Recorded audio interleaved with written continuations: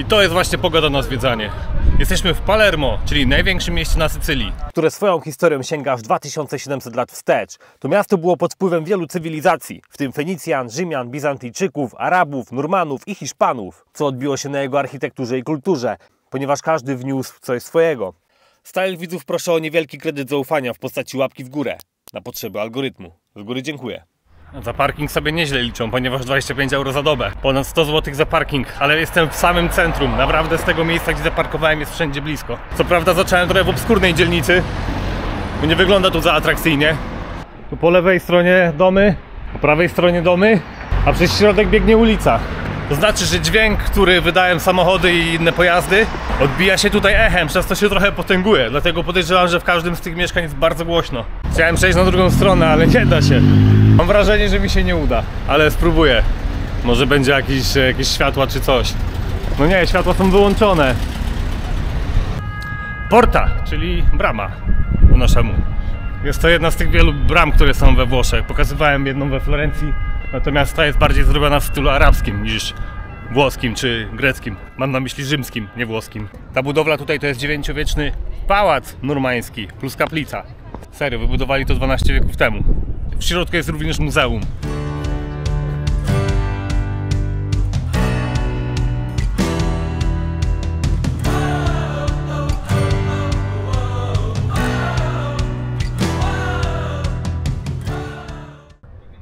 Ona nie ma nosa, a ten nie ma ręki. Albo ona też nie ma. To jest ona, nie on, sorry. Na swoje usprawiedliwienie dodam, że nie widziałem pod słońcem. Ale to są wszystko kobiety. A tam na górze stoją mężczyźni. A tutaj stoją same nogi. Moje pytanie brzmi, czy to jest zrobione z jednego dużego kawałka? Jeśli tak, to kupa dobrej roboty. Już nie mówię tutaj o samych szczegółach i tak dalej, ale jak oni to zrobili? Pewnie drukarką 3D. Miasto ma 160 m² powierzchni i mieszka tutaj 680 000 ludzi. Plus 2 razy tyle turystów. W ogóle nie jestem zwolennikiem, żeby wykorzystywać zwierzęta do takich celów. Nie wiem, jakie są ceny dokładnie, ale czy nie byłoby taniej mieć silnik i benzynę niż utrzymać konia, którego trzeba karmić i mieć stodołę i warunki i tak dalej, i weterynarza? Według mnie taniej by wyszło mieć jakąś rykszę. O taką rykszę mi chodziło. Nie trzeba mieć konia. Można wykorzystywać silniki elektryczne lub spalinowe. Myślałem, że tylko w Holandii są rzeźby, które przedstawiają nie wiadomo co. Ale jednak wszędzie. A możliwe, że to Holendrzy tutaj postawili. Kto wie. Jest marzec, początek marca, jest 18 stopni. Ja właśnie dlatego chciałem pojechać jak najszybciej na południe, żeby mieć wysoką temperaturę. Dlatego jest, który dzisiaj jest? 1? 2 marca, kiedy to nagrywam? A chodzę sobie w krótkich spodenkach, krótki rękawek i jest za ciepło. Za 3 atrakcje zapłaciłbym 50 euro, to jest dużo. Jak ja będę tak w każdym mieście wydawał tyle kasy, to za miesiąc wrócę do Polski i będzie mama, masz coś do jedzenia? Ten obiekt nazywa się Cattedra di Palermo, czyli Katedra Palermo. Tak mi się wydaje. W środku są grobowce królów. Podobno, idziemy zobaczyć. Na tej jednej ścianie jest 7 rzeźb, takich większych, ponieważ jest tutaj też dużo tych mniejszych, na przykład płaskorzeźby.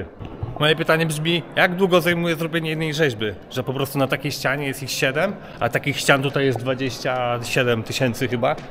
Bo jest ich naprawdę sporo. W każdym miejscu są jakieś rzeźby.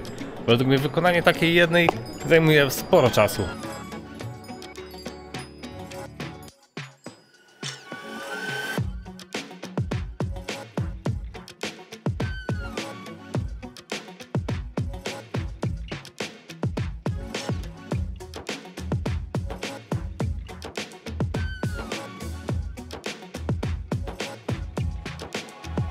Tutaj za każdą atrakcję, żeby wejść do jakiegoś budynku, trzeba zapłacić. No ale to jest zrozumiałe, bo jakby nie było za to pobieranych opłat, nikt by o to nie dbał. I by szybko popadł w ruinę. To miasto jest typowo przystosowane dla turystów, ponieważ wszystkiego jest tutaj dużo na ulicy. Idąc po prostu co 5 metrów możesz kupić magnesy.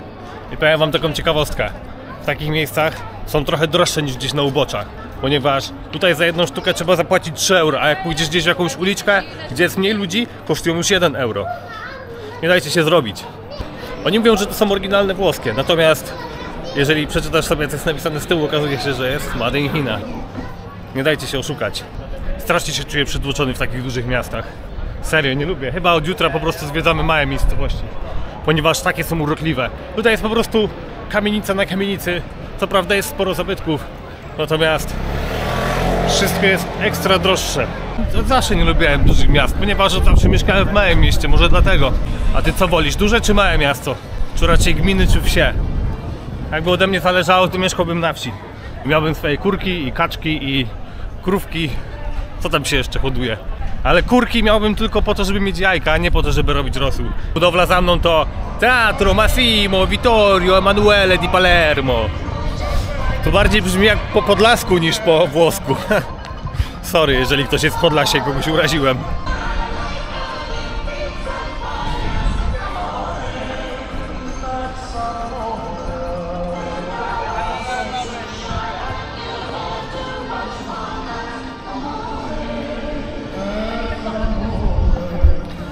Bardzo dużo żebraków. Stałem sobie na ulicy, wyciągałem rękę, w której trzymałem czapkę, liczą, że rzucisz jakieś drobne.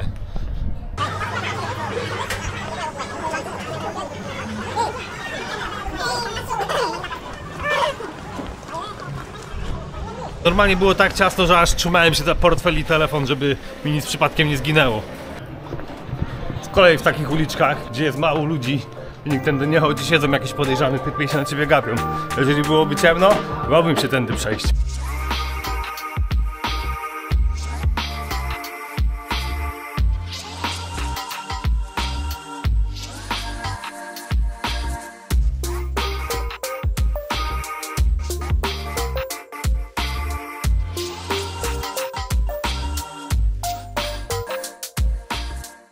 O nie, tu są te LEDy, które tak będą mrugać, no niestety, może jakoś to ogarnę potem na kompie. Nie jestem gdzieś w centrum, jestem raczej na obrzeżach, ponieważ wolę jeść w takich miejscach. W samym centrum nie było nawet miejsc, gdzie mógłbym usiąść. Dlatego jestem gdzieś naprawdę, nawet nie wiem gdzie jestem. Jak mi się uda znaleźć to miejsce, to jestem tu.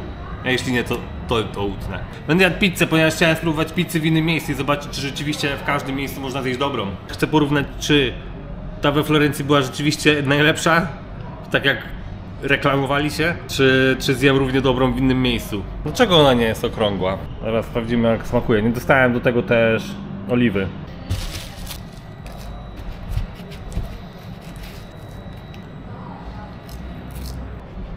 Bardziej to smakuje jak pizzeryjka z Biedronki, tylko że podgrzana. Natomiast ciasto jest gumowe. Ewidentnie widać, że to było przygotowane wcześniej i zostało tylko podgrzane. Te paski takie tutaj, nie wiem, czy to tak będzie widać, to są z jakiegoś piekacza lub tostera. Sam bym lepszą zrobił. Nie mówię, że jest zła, ale tamta we Florencji była naprawdę przepyszna. W porównaniu do tej, to tamta to jest 10 punktów, a ta zaledwie 3. Tam było tak cicho i spokojnie, że przez moment zapomniałem, że jestem w tak dużym mieście. Dobra, lecimy dalej, co nie? Jest jeszcze parę rzeczy do zobaczenia.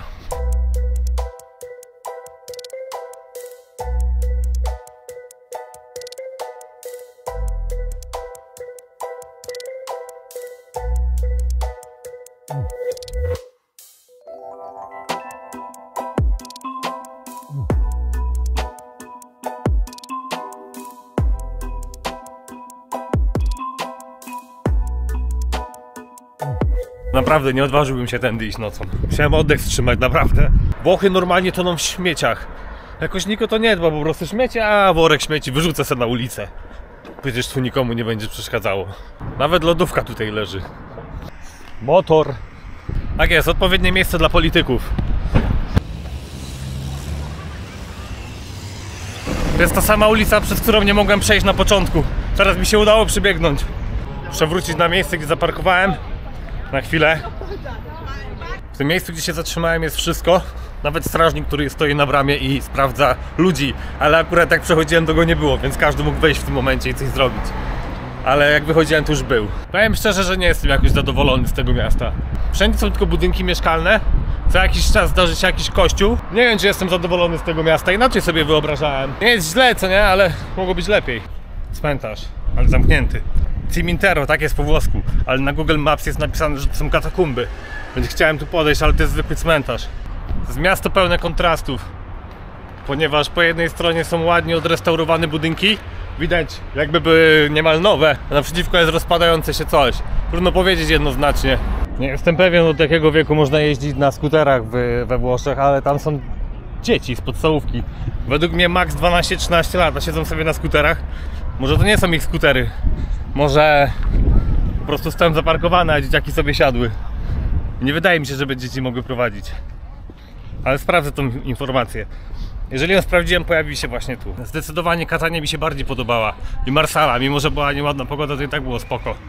Tutaj jest brudno, tutaj śmierdzi. Tu jest nieładnie.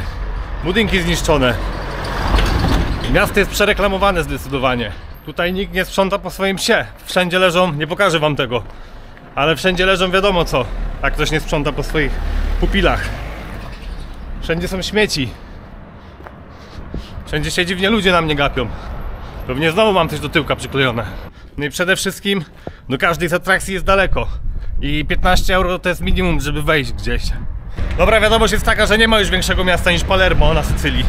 Jeśli miałbym porównać to miasto do czegoś, to Catania to jest pan w garniturze, a Palermo to jest bezrobotny, który siedzi oblany piwem przed telewizorem. Catania była elegancka, tam w ogóle nie było śmieci na ulicach. A tutaj leżą głównie śmieci na ulicach. Jest, myślałem, że nie ma w ogóle koszy, no ale są pełne jak zwykle. Kurczę, co oni nie wiedzą, że się zgniata butelki przed wyrzuceniem? Ciekawe, czy ta budka działa w ogóle. Halo? Nie wiem, czy to działa, nic się tam nie wyświetla. Poza tym nie mam karty. Nie wiem, czy ktoś pamięta, ale jak kiedyś były budki telefoniczne, to były to nie takie karty, co nie? Z impulsami, wsadzało się. Ja tego nie pamiętam, to było 20 lat temu? 30 lat temu? Ktoś może mi przypomnieć?